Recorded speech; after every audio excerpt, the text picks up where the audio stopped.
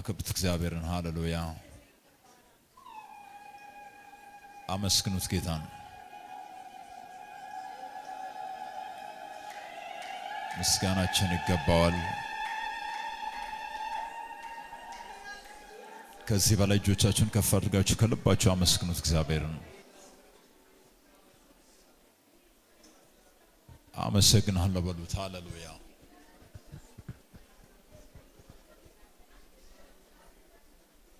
የእግዚአብሔር መንፈስ በመካከላችን አለ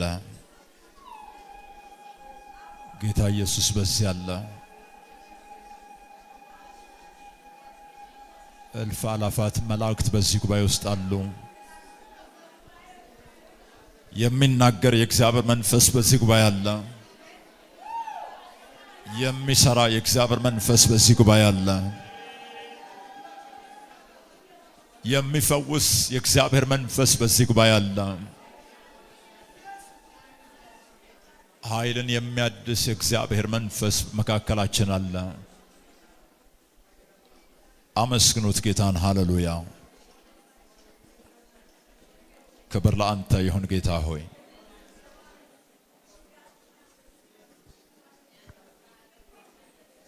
በጌታ በኢየሱስ ክርስቶስ ስም አመስግነናል አንድ ደቂቃ እግዚአብሔር ሆይ የቃልህን ብርሃን በአቅጣጫዬ ላክልኝ ብላችሁ ጸልዩ በእግዚአብሔር ፊት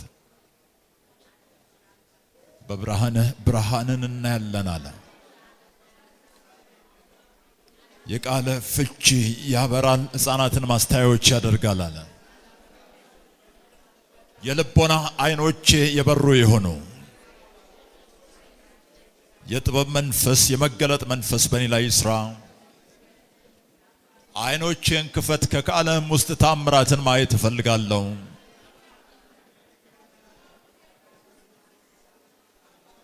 በሚገባ ቃል ይግባኝ ቃልህን መረዳት ይሆንልኝ የሕይወት ምንጭ ካንተ ዘንድ ነውና አለ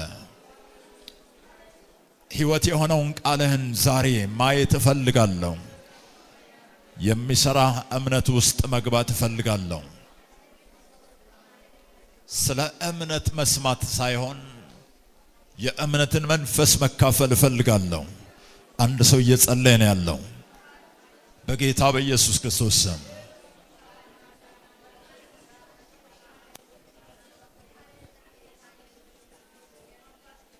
ቅዱስ አባት ሆይ እናመሰግናለን በጌታ በኢየሱስ ክርስቶስ ስም ጸልየናል እንደዛው በኢየሱስ ስም ሆኖላችኋል ለእግዚአብሔር ታላቅ ክብርን እየሰጠን ሁላችንም እንቀመጣለን እግዚአብሔር ይመስገን ይህ በኢየሱስ ክርስቶስ ስም የተከፈቱ በሮች ዓመቴ ነው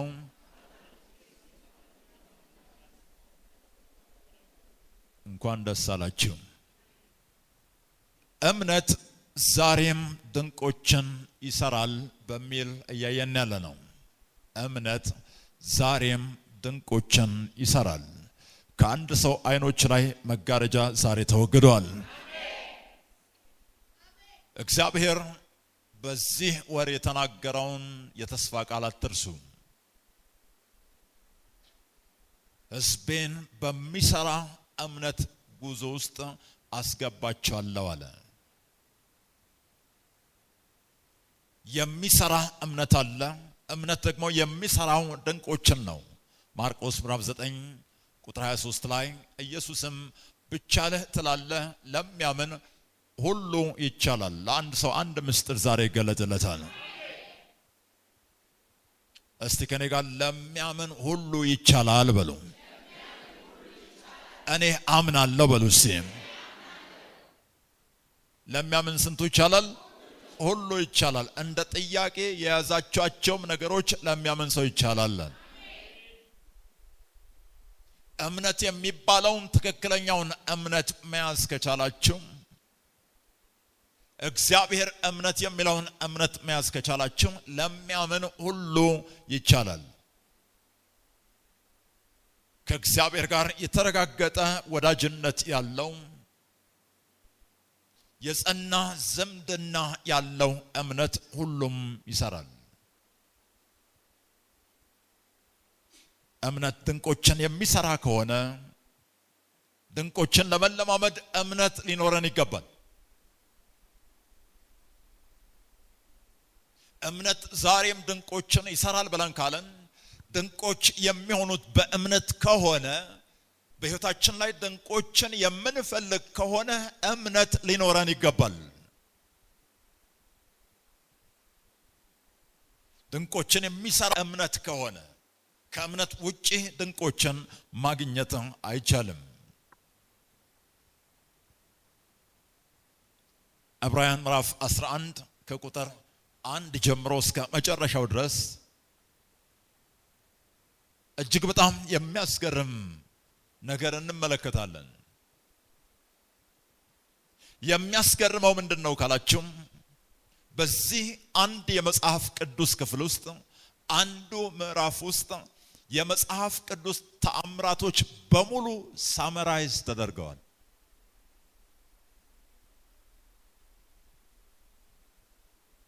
ዛሬ አይኖቻችሁ እንዲከፈቱ ጸሎቴ ነው። ጸጋም እንዲለቀቅላችሁ በኢየሱስም ጸልያለሁ። የመጽሐፍ ቅዱስ ተአምራቶች አስገራሚ የተባሉ ምስክርነቶች በሙሉ በዚህ መጽሐፍ ውስጥ በዕብራውያን 11 ውስጥ ተጠቅልለው ተዘርዝረው ተቀምጠዋል።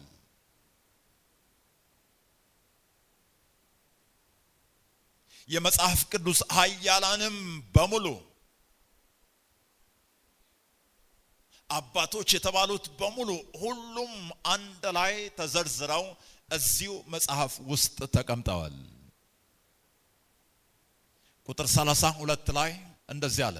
ብዙ ከላይ ጀምሮ ከዘረዘረ በኋላ እንግዲህ ምን እላለሁ አለ። ስለ ጌዲዮን ከላይ ጀምሮ ስለ አቤል፣ ስለ አብርሃም፣ ስለ ኖህ፣ ስለ ሙሴ፣ ስለ ዮሴፍ፣ ስለ ሁሉ ሲያወራ መጣና እንግዲህ ምን እላለሁ አለ። ስለ ጌዲዮን፣ ስለ ባርቅ፣ ስለ ሰምሶንም፣ ስለ ዮፍታሔም፣ ስለ ዳዊትና ስለ ሳሙኤልም ስለ ነቢያትም እንዳልተርክ ጊዜ ያጥርብኛል አለ። የእያንዳንዳቸውን ሕይወት ምስክርነት እንዳልናገር ጊዜ የለኝም አለ። በሙሉ መጽሐፍ ቅዱስ ላይ ያሉ ሰዎችን ነቢያትን ሁሉ አለ። ስለ ነቢያትም አለ ማንም ሳይቀር እነ ኤልያስን ጨምሮ እነ ኤልሳን ጨምሮ ሁሉንም እንዳልተርክ ጊዜ ያጥረኛል አለ። ጊዜ ባያጥረኝ ኖሮ አንድ በአንድ ምን እንዳደረጉ ነግራችሁ ነበራል። ምን እንደሆነላቸው ምን አይነት ድንቅ በሕይወታቸው ላይ እንደሆነ እነግራችሁ ነበር አለ። ግን አለ ከዛ ቁጥር 33 ላይ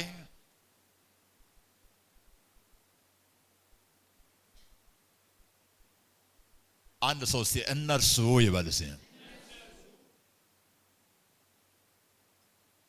በሙሉ የተዘረዘሩት ጊዜ ያጥርብኛል የተባሉት ሁሉ የብሉይ ኪዳን ኃያላን በሙሉ እነርሱ አለ በእምነት አለ። ስለዚህ የመጽሐፍ ቅዱስ ተአምራቶችን በሙሉ ስትደምሯቸው የመጽሐፍ ቅዱስ ኃያላንን በሙሉ ስትደምሯቸው መለያቸው እምነት ነው። የሆነላቸው ተአምራትም የሆነው በእምነት ነው። በጣም የሚያስገርም ነው። ሁሉንም ተአምራቶች ነው ሰብስቦ እዚህ ጋር የያዘው ያስቀመጠው። ሁሉንም ኃያላንን ነው እዚህ ጋር ያስቀመጠው።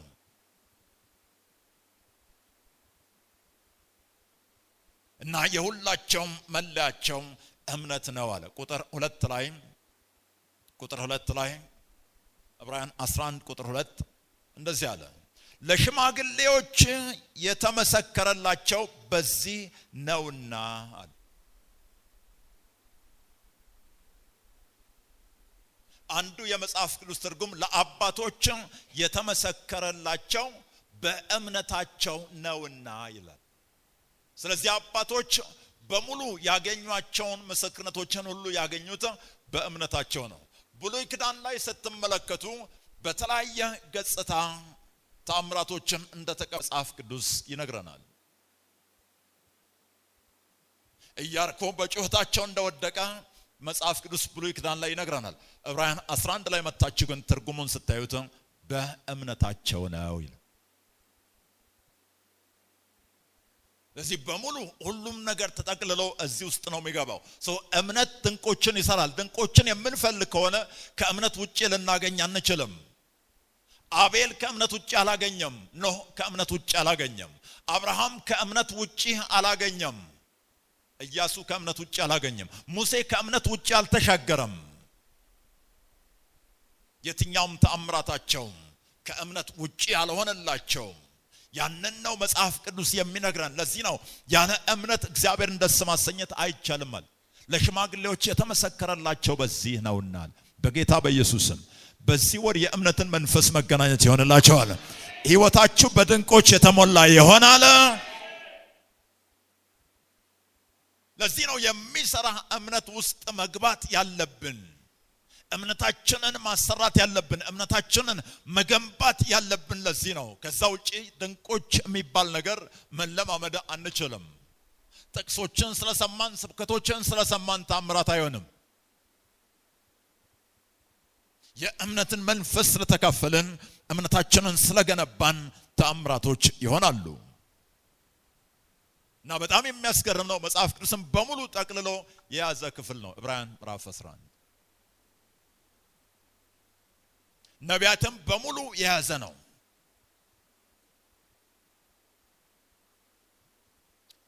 ማን ነው ታዲያ የመሰከረላቸው? ለነዚህ ለሽማግሌዎችም የተመሰከረላቸው በዚህ ነውና ብለን ካለን የመሰከረላቸው እግዚአብሔር ነው። ሰማይ ነው የመሰከረው።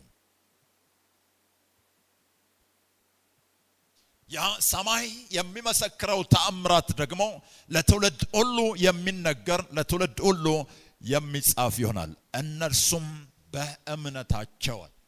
ስለዚህ ሰማይ ሲያየን የሚመሰክርልን ስለ እምነታችን ብቻ ነው።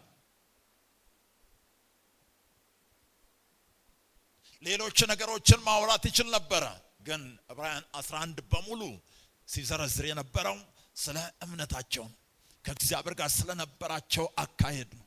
ከእግዚአብሔር ጋር ስለነበራቸው በእምነት ስለሆነ መስጠት፣ በእምነት ስለሆነ የምስጋና ጩኸት፣ በእምነት ስለሆነ መታዘዝ። ስለዛ ነው የሚናገረው። ሰማይ ያንን ነው የሚመሰክረው።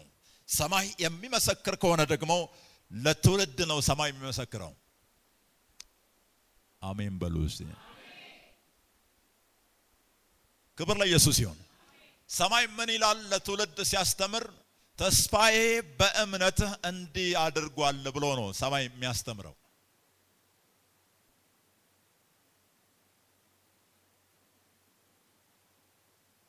እያንዳንዳችሁ በእምነት የኖራችሁትን ሕይወት ሰማይ ለትውልዳችሁ ምስክር አድርጎ ያቀርባል።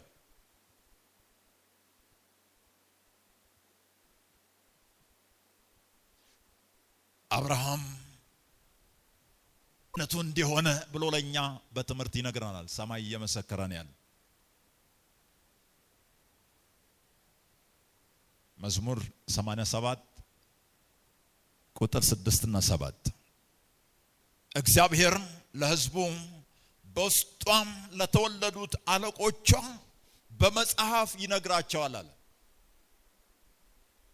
በመጽሐፍ ይጻፋል፣ ይነገራል፣ ትውልድ ይማርበታል አለ። በአንቺም የሚኖሩ ሁሉ ደስ እንደሚላቸው ይነግራቸዋል አለ። ስለዚህ ለትውልድ ትምህርት የሚሆኑ ሕይወቶች አሉ። በድንቆች የተሞሉ የእምነት ውጤት የሆኑ ሕይወቶች አሉ።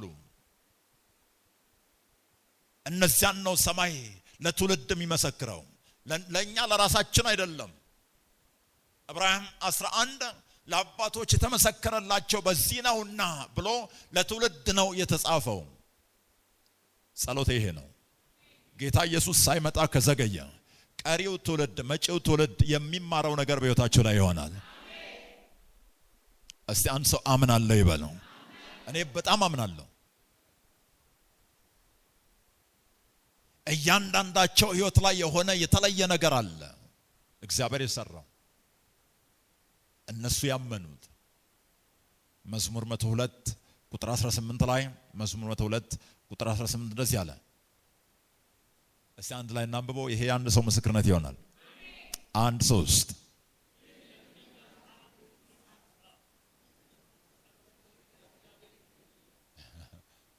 ይሄ ለማን ይጻፍ? ለሚመጣው ትውልድ ይጻፍ። ያ ብቻ አይደለም። ያ በኋላ ተፈጥሮ የሚመጣው ህዝብ ይሄንን የተጻፈውን ሲያነብ እልል ይላል። ዋው! እንዲህ አይነት ተአምራት! እንዴት ሰው በ100 ዓመት ይወልዳል? እንዴት ነው ቀይ ባህር የሚከፈለው? የሚመጣው ትውልድም ጭምር እግዚአብሔርን ያመሰግናል አለ። በጌታ በኢየሱስ ልጆቻችሁ እግዚአብሔርን የሚያመሰግኑት ነገር ይሆንላቸው አለ።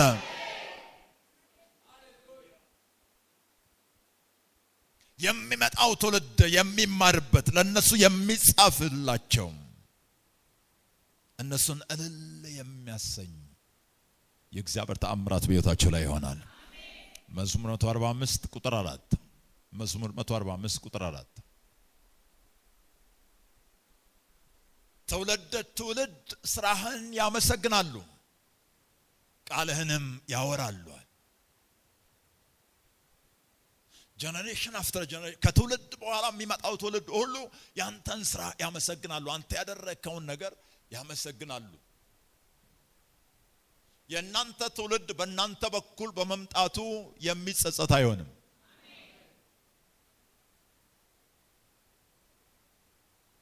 አባት ሆናችሁ ኖራችሁ አባት እንዳልሆናችሁና እንዳልነበራችሁ ትውልድ አይቆጥርም።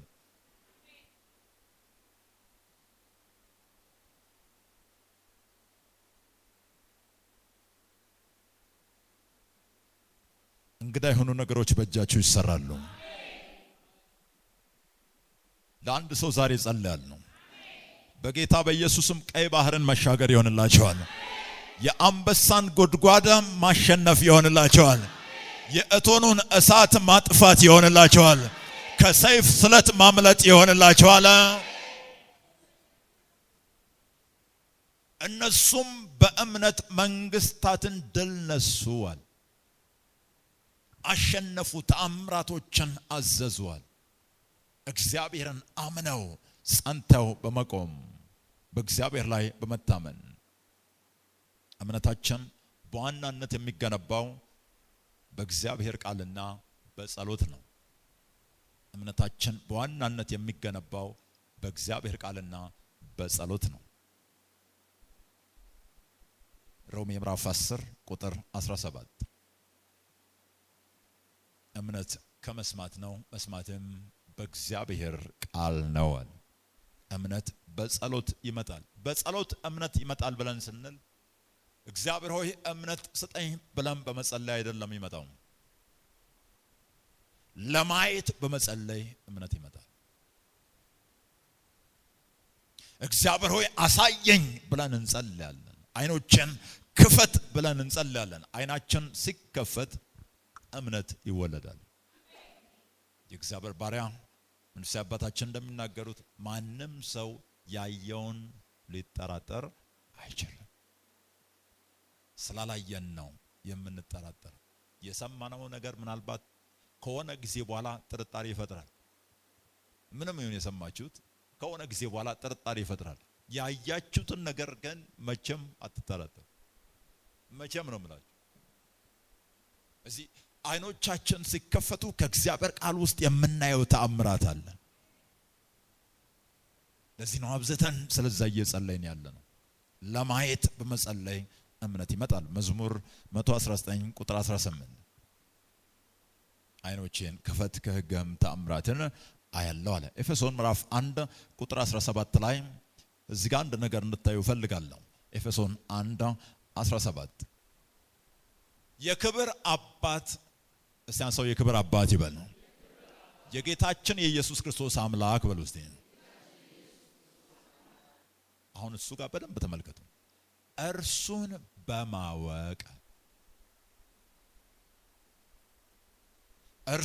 በማወቅ የጥበብንና የመገለጥን መንፈስ እንዲሰጣችሁ እለምናለሁ።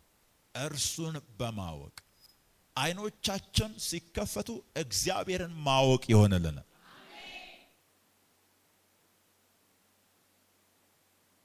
ማንኛውንም ሰው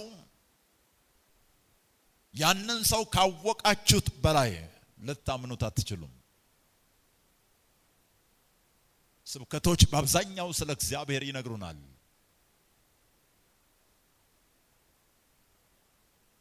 ብዙ መረጃዎች አሉን። መረጃ ይተናል። መረዳት ግን ስር ይሰዳል።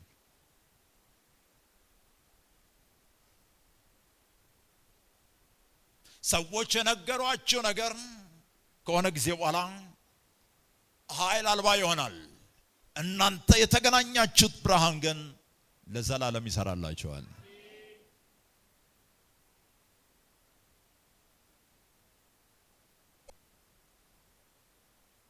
አንድ ሰው ሃሌሉያ ይበል እስቲ። ከዚህ በላይ ታላቅ ሃሌሉያ። አብርሃም እግዚአብሔርን የሚያውቀውን ያክል ካወቅ አብርሃም ያመነውን ያክል ታምናለህ። ሙሴ እግዚአብሔርን የሚያውቀውን ያክል ካወቅ እግዚአብሔርን የሙሴን ያክል ታምናለህ። ቀይ ባህር እያየህ ምንም አይመስልህም። ዳንኤል እግዚአብሔርን ያመነውን ያወቀውን ያክል ካወቅ አንበሳን እያየ እግዚአብሔርን ታምናለህ። ያወቁትን ያክል ነው ያመኑት። እኛ ብዙ ስለሰማን በሃይማኖት መልክ እግዚአብሔር ተብሎ ስለተነገረን እግዚአብሔርን በሚገባ አላወቅነውም። አንድ ጊዜ እንደ አይነት ትምህርት እያስተማርኩ ሰዎችን እየጠየቅኳቸው ነበር። ስንቶች ዶክተር አብይን ታውቁታላችሁ ብዬ ጠየቅኳቸው። እስቲ ዛሬ እናንተን ልጠይቃችሁ፣ ስንቶች ታውቁታላችሁ? ልሸውዳችሁ አይደለም። ክብር ለኢየሱስ ይሁን። አታውቁትም እንዴ? አሳስራችኋለሁ ካልሆነ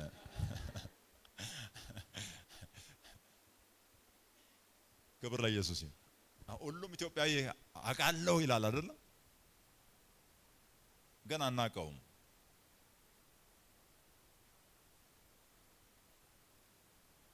የእውቀት ደረጃ ይለያያል። በጣም ብዙ ጥልቀት ሄደው የሚያውቁ ሰዎች አሉ። የእሱ ቤተሰቦች ወይም አቅራቢያው ላይ ያሉ ሰዎች። ኦኬ፣ አሁን በዚህ ሰዓት የት ነው ያለው ብላችሁ ምን ትላላችሁ? እናውቃለን ብላችሁ አልነበር እንዴ? ገብታችኋል? ባወቅነው ልክ ነው እግዚአብሔርን የምናምነው።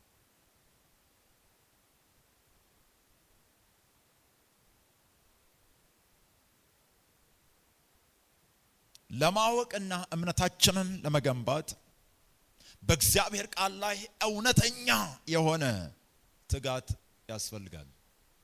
ጄኒዩን ሌቨር፣ እውነተኛ የሆነ የማማጥ ያክል በእግዚአብሔር ቃል ላይ መትጋት፣ እግዚአብሔርን ለማወቅ ብርሃንን ለመገናኘት እና እምነታችንን ለመገንባት የሚሰራ እንዲሆን ለማድረግ የእግዚአብሔር ባሪያ ንጉሥ አባታችን ሲናገሩ የጉልበት ሰራተኞች ድንጋይ ሲሸከሙ እያላባቸው እንደሚሸከሙ በእግዚአብሔር ቃል ውስጥ እንደዛ ሰራለሁ። ከቃሉ ውስጥ ብርሃንን ለመገናኘት እውነተኛ ዕብራውያን 4:11 እና 12 ላይ ወደ እረፍቱ ለመግባት እንትጋል። በቃሉ ውስጥ መትጋት አለ። በቃሉ ውስጥ መስራት አለ። አትርሱ፣ እግዚአብሔርን ያወቅነውን ያክል ነው የምናምነው። ጥቅስ ያወቅነውን ያክል አይደለም።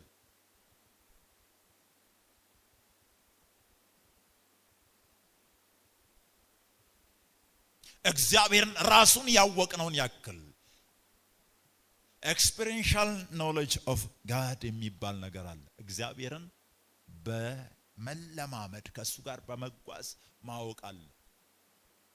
ከሆነ ሰው ጋር አብራችሁ ስትቆዩ አንድ ቀን፣ ሁለት ቀን፣ አንድ ሳምንት፣ አንድ ወር ስትቆዩ ያ አብሮ መቆየቱ በልምድ የሚያሳውቃችሁ ዕውቀት አለ። ስሜቱን፣ ፍላጎቱን፣ ሁሉ ነገሩን እንድታውቁ ያደርጋቸዋል። በልምድ አብሮ በመቆየት የምታገኙት ዕውቀት አለ። በግላችን እግዚአብሔር የሚሰራበት መንገድ ማለት ነው። ወደ እረፍት ለመግባት ወደዚያ እረፍት ለመግባት እንትጋል። እዚህ እስካልበን ድረስ ተግተን በቃሉ ላይ መስራት አለብን። ምናልባት አንዳንድ ሰው የውጫዊ ነገሮች ላይ በጣም ትጉ ሊሆን ይችላል። በስራ ጉዳዮች በሌሎች ነገሮች ላይ በጣም ትጉ ሊሆን ይችላል። ግን ወደ እግዚአብሔር ቃል ጋር ሲመጣ ትጉ ያልሆኑ በጣም ብዙ አማኞች አሉ። እምነታችን እንደ እሳት የሚሰራ መሆን ካለበት እምነታችን ለመገንባት መትጋት አለብን እና የእግዚአብሔርን ቃል ማንበብ፣ መጽሐፍ ቅዱስ ማንበብ፣ መጽሐፍትን ማንበብ ስራ ፈትነት የሚመስላቸው ሰዎችም አሉ። አንድ ጊዜ አንድ ነገር ሰማሁኝ።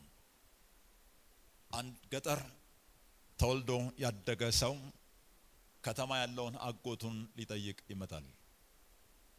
ከዛ መጥቶ ጠይቆ ሲመለስ ገጠር ያሉ ሰዎች እንዴት ነው ከተማው ምን አስገርመዋል ብሎ ሲሉት ከሁሉ ነገር በላይ ያስገረመኝ አንድ ነገር ነው አለ። ምንድነው? አጎቴ ጠዋት ታጥቦ ለብሶ ክራባት ለብሶ ቢሮ ሄዶ ከዛ ብሬው ሄጄ ቢሮ ቁጭ አለ፣ ወረቀት ይጽፋል፣ ምን ይላል ማታ ቤት መጥቶ ደከመኝ አለ። እሱ ነው የገረመኝ።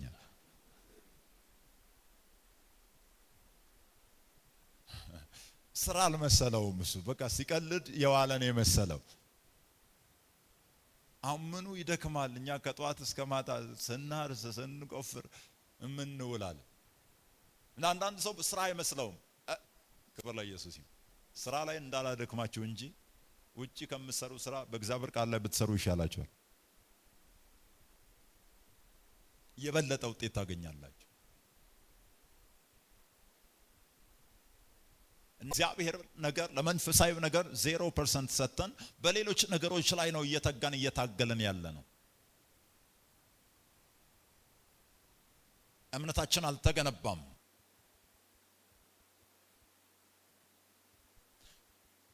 የማናቀውን አምላክ ጋር መተን ነው በኋላ ላይ የሆነ ነገር ለመጠየቅ እንሞክራለን። ከሱ ጋር አብረን እንዲሁ እንደኖረ ሰው ሆነን ማለት ነው። ወዳጅ ሆነን እንደቆየን ሰው ሆነን በቃ መተን እንጠይቃለን።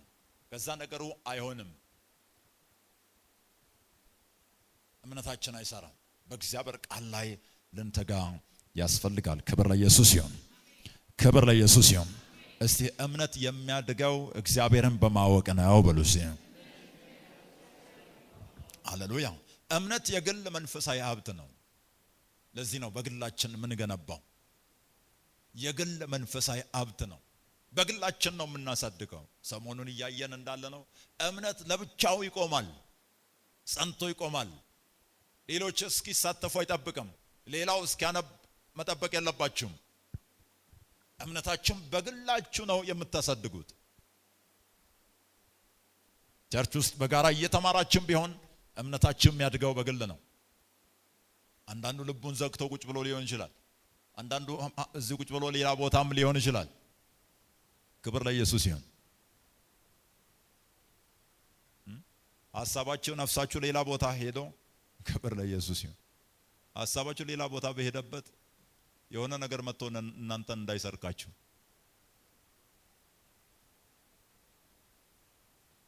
ነፍሳችሁ ሐሳባችሁ ተመልሶ ሲመጣ የላችሁም ቦታው ላይ። እንደዚህ አይነት ሰዎች አሉ። እያንዳንዱ ሰው በግሉ ነው እምነቱን የሚገነባው። አንድ ሰው ከሄደበት አሁን ተመልሷል። ክብር ለኢየሱስ ይሁን። ዕብራውያን ምዕራፍ 10 ቁጥር 38 ላይ ጻድቅ በእምነቱ በሕይወት ይኖራል። እያንዳንዱ ጻድቅ የተባለ ሰው በራሱ እምነት በሕይወት ይኖራል። ይሄንን ልበላችሁ እስቲ ከኔ ጋር በሉ። እምነት በሉ እስቲ የግል ሀብት ነው በሉ እስቲ። ሌላ ሰው ተግዳሮት ስለገጠመው ወይ ሌላ ሰው የሆነ ግራ የሚያጋባ ነገር ስለገጠመው አንተ ግራ አትጋባ። እምነት የግል ነው።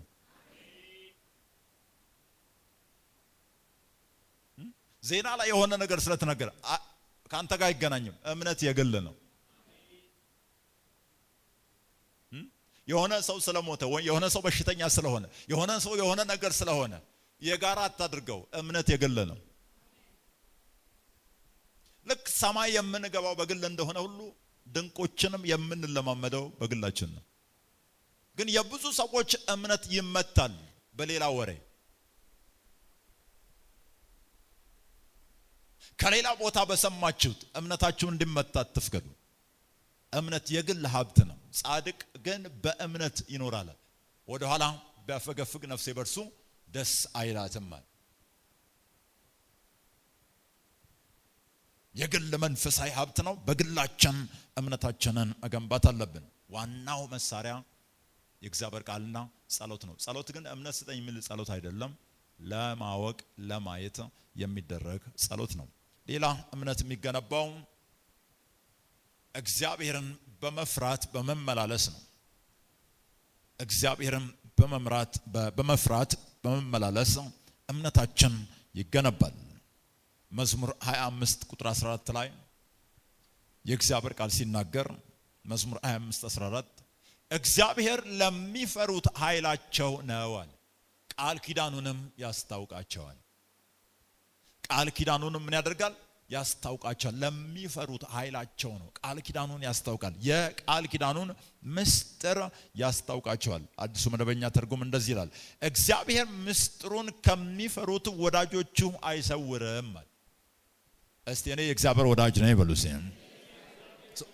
ወዳጆቹ ይፈሩታል፣ ያከብሩታል፣ ይታዘዙታል፣ ከሱ ጋር አብረው ይጓዛሉ። ከነሱ ምስጢርን አይሰውርም፣ ኪዳኑንም ይገልጥላቸዋል። ሲገለጥላችሁ ታያላችሁ። ስታዩ እምነታችሁ ይገነባል።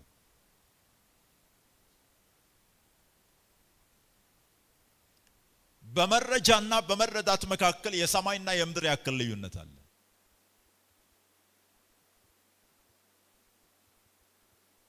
ቃል ኪዳኑን ይገልጥላቸዋል፣ ምስጢሩን ያሳያቸዋል፣ ያስታውቃቸዋል፣ የተሰወረውን ይገልጥላቸዋል። ያ ወደ እምነት ዓለም ውስጥ ያስገባናል። በእምነት አያላን የሆኑ ዕብራውያን 11 ላይ የተጻፉ ሰዎች ሁሉ እግዚአብሔርን የመፍራት ሕይወት የነበራቸው ናቸው። ደፋር ኃጢአተኞች አይደሉም።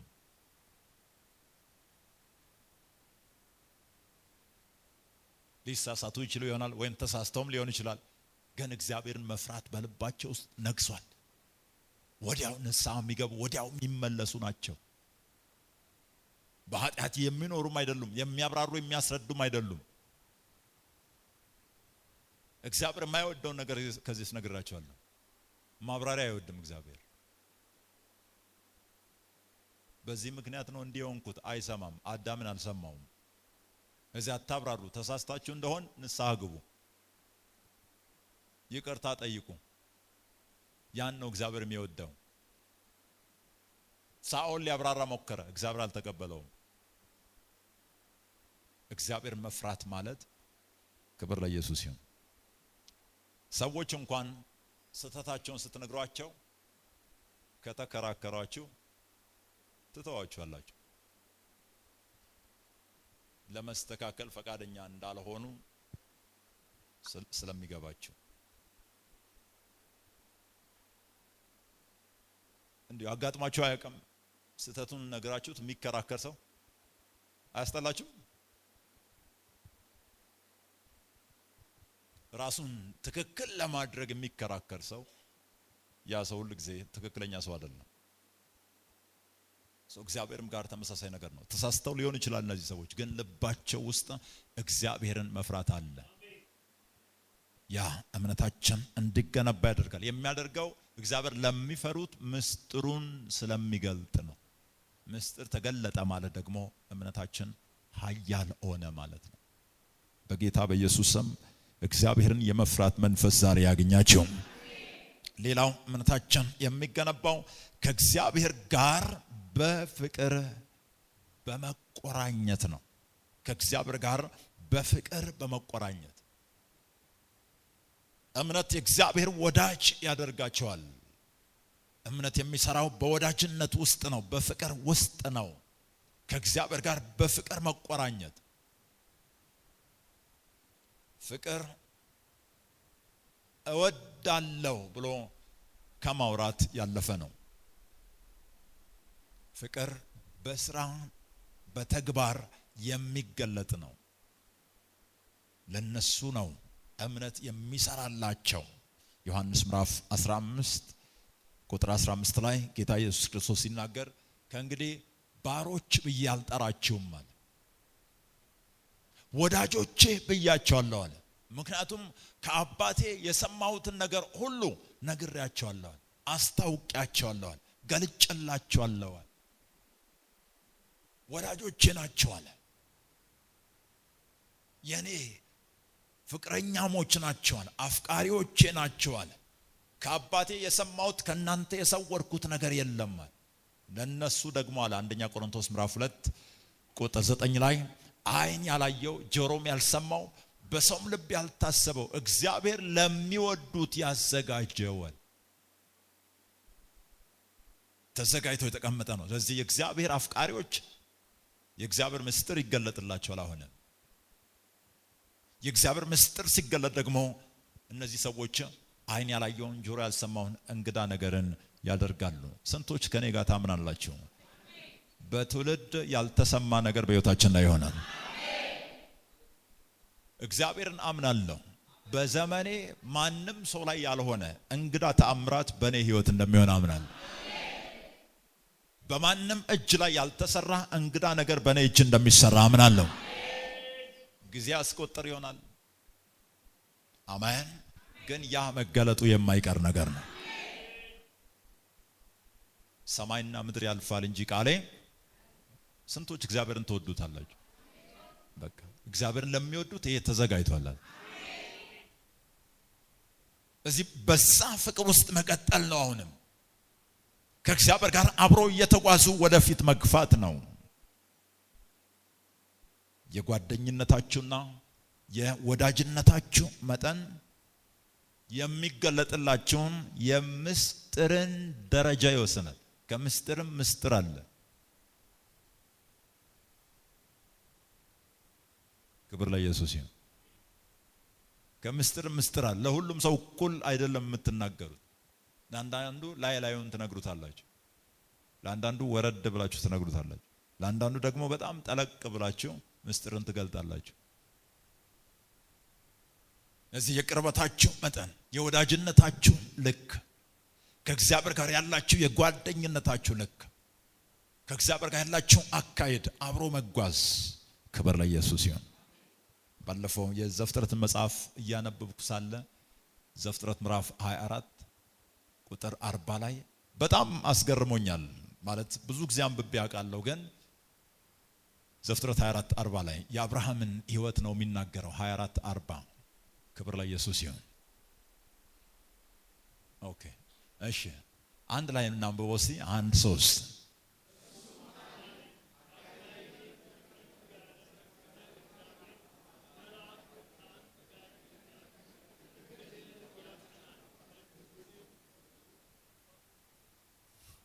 ጠፋችሁ መንገድ ላይ። አብርሃም ነው እየተናገረ ያለው፣ ባሪያውን እየላከን ያለው። ባሪያው ምን አለ? ሴቲቱ ከኔ ጋር አልመጣም ብትል ምን አደርጋለሁ ብሎ ሲል አብርሃም እርሱም እንዲህ አለ፣ አብርሃም እንዲህ አለኛል።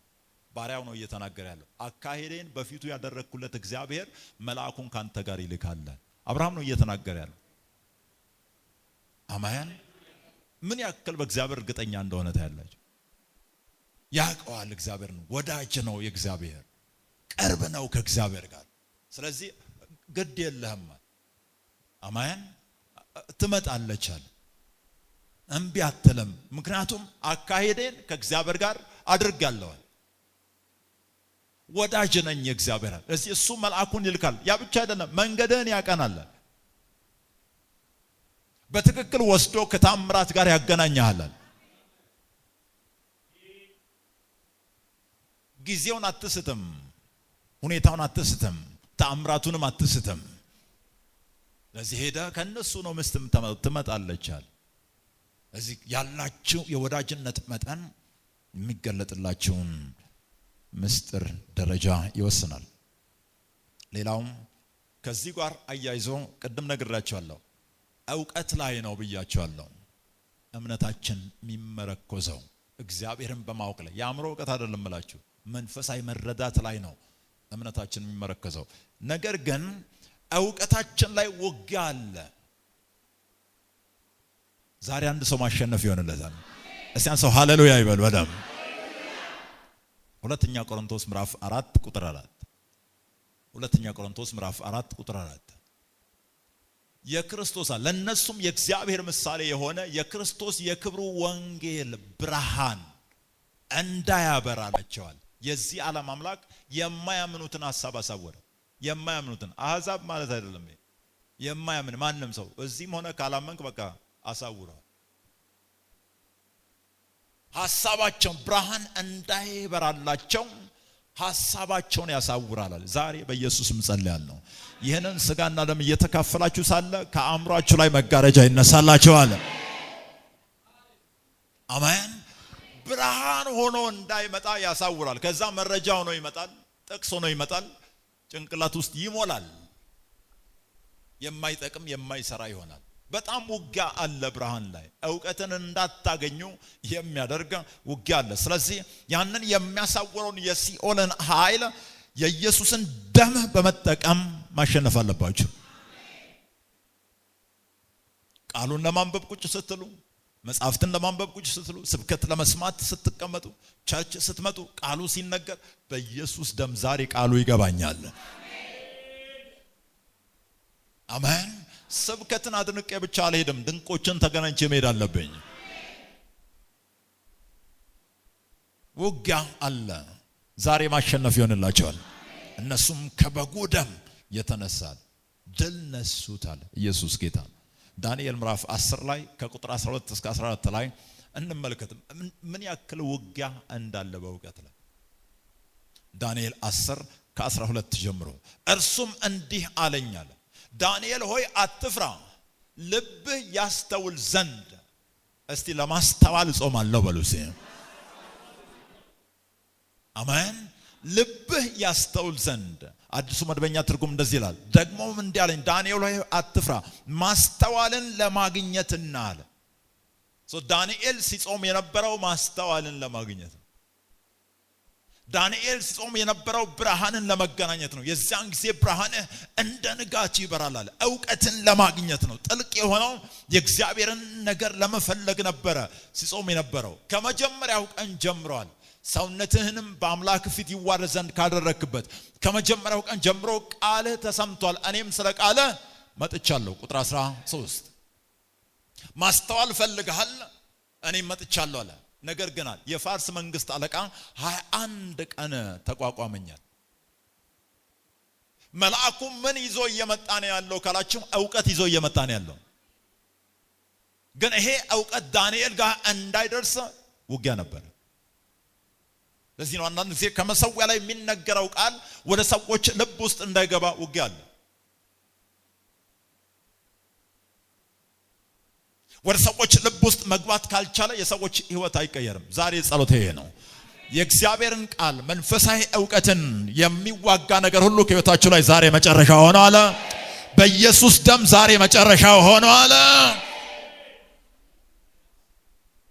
ያለበለዚያ ሰዎችም መረጃውን ብቻ ተሸክመው ሃይማኖተኛ ሆኖ ዘመናቸውን ይጨርሳሉ።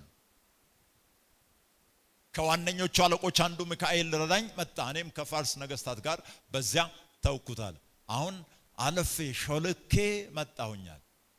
ቁጥር 12 ከመጣ በኋላ እንደዚህ አለ፣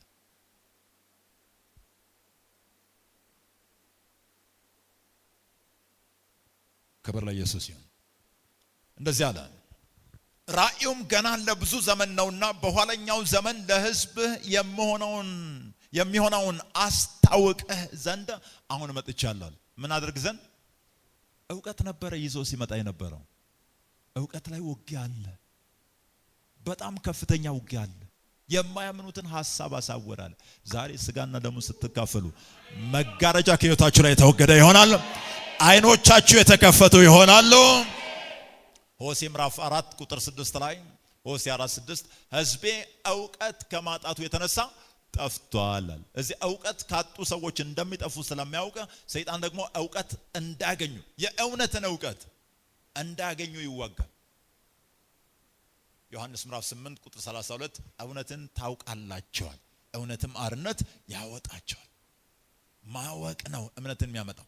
ማወቅ ነው አርነትን የሚያመጣው። ማወቅ ነው ድንቆችን የሚያመጣው። ያንን አርነት የሚያወጣውን ትክክለኛውን ዕውቀት እንዳያውቁ የሚደረግ ውጊያ አለ። ዛሬ በደሙ ኃይል ነፃ መውጣት ይሆንላችኋል። በደሙ ኃይል ነፃ መውጣት ይሆንላችኋል። ስንቶች ለዛ ተዘጋጅታችኋል? በእግሮቻችሁ ተነሱ። ተመልከቱ። ዳንኤል ጋር እየመጣ ያለው ዕውቀት ለአገር የሚሆን ዕውቀት ነው። ለትውልድ የሚሆን ብርሃን ነው። ያን ነው እየተገዳደረ ያለው።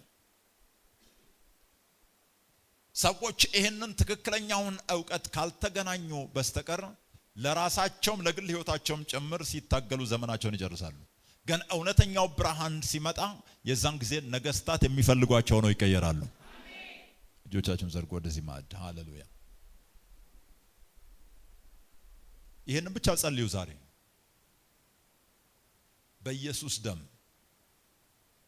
መጋረጃ ከላይ ላይ ይገፈፍ። እውነትን ማወቅ ይሆንልኝ።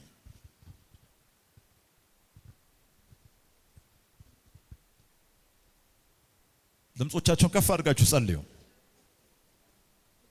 ምንም ምስጢር የሆነ ጸሎት የለውም እኮ። አንደበታችሁን ከፍታችሁ ከልባችሁ ጸልዩ። በኃይል ጸልዩ። የማያምኑትን ሐሳብ በኢየሱስም እውር ሆኜ አልኖርም። የታወረ ክርስትና አይኖረኝም።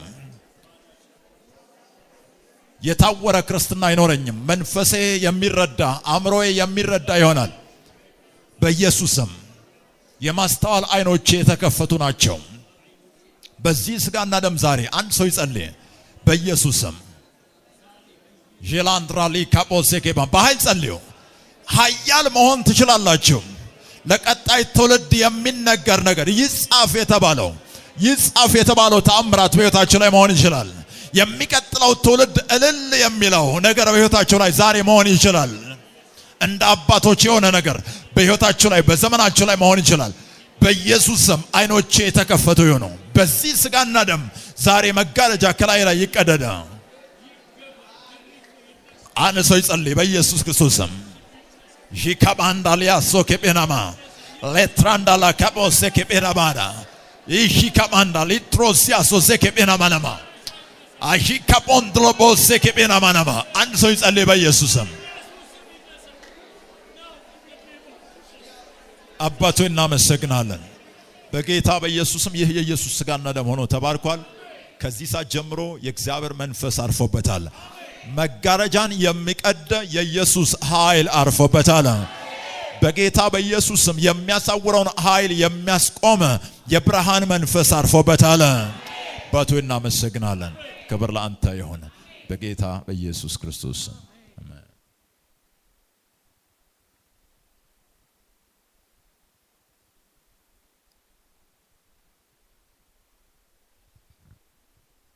ሃሌሉያ።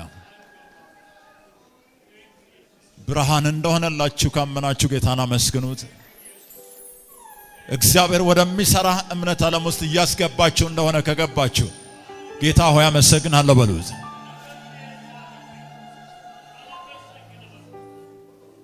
አመስግኑት ጌታን።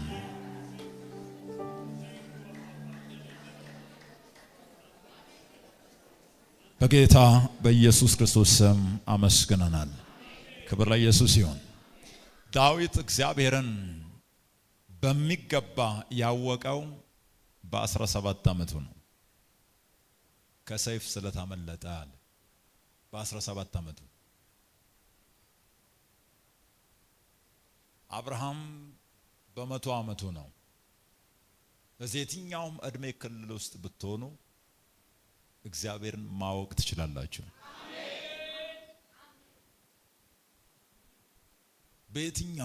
በየትኛውም ምንም አይነት ምክንያት አትስጡ። እግዚአብሔርን ለማወቅ ክብር ለኢየሱስ ይሁን።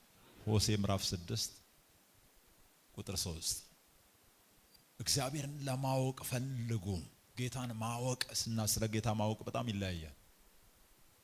እንወቃለን፣ እናውቀውም ዘንድ እግዚአብሔርን እንከተላለን። እንደ ወገግታም ተዘጋጅቶ እናገኘዋለን። እንደ ዝናብ ምድርን እንደሚያጠጣ እንደ መጨረሻ ዝናብ ይመጣል። እግዚአብሔር ተዘጋጅቷል። አብረን ህብረት እናድርግ። ክብር ለኢየሱስ ይሁን። ለዚህ ነው ጌታ ኢየሱስ ክርስቶስ በማርያምና በማርታ መካከል ልዩነትን ያደረገው። ማርታ ትታወካለች፣ ማርያም ደግሞ ከእግሩ ስር ቁጭ ብላ እሱን ትፈልገዋለች። እግዚአብሔርን የመፈለግ ጊዜ ይኑራችሁ። አሜን። እምነታችን በዛ ውስጥ ነው። ያመንኩትን አውቃለሁ የምትሉት ያኔ ነው። ከአንበሶች ከድብ ያዳነኝ ከዚህኛውም ያድነኛል የምትሉት ያኔ ነው። በድፍረት ልታወሩ የምትችሉት እግዚአብሔርን ያወቃችሁ ቀን ነው። በኢየሱስም የእግዚአብሔር ጸጋ ተለቆላችኋል። ኃላፊነት ለመውሰድ የሆነ ጸጋ ተለቆላችኋል። ክብር ለኢየሱስ ይሁን። ሰው በዚህ ወር ትኩረት አድርጉ። በእያንዳንዱ አገልግሎት የሆነ ብርሃንን ለመቀበል ጠብቃችሁ ነው። የኢየሱስን የደሙን ኃይል ተጠቀሙ። መጋረጃን ከላያችሁ ላይ በየጊዜው ቅደዱ። የትኛውም ህብረት አያምልጣችሁም። አሜን። ከእግዚአብሔር ጋር በፍቅር ቀጥሉ። እግዚአብሔርን በመፍራት እንደ ሕይወት ዘይቤ ኑሩ። እምነታችሁ የዛን ጊዜ የሚሰራ ይሆናል ማለት ነው። ኢየሱስ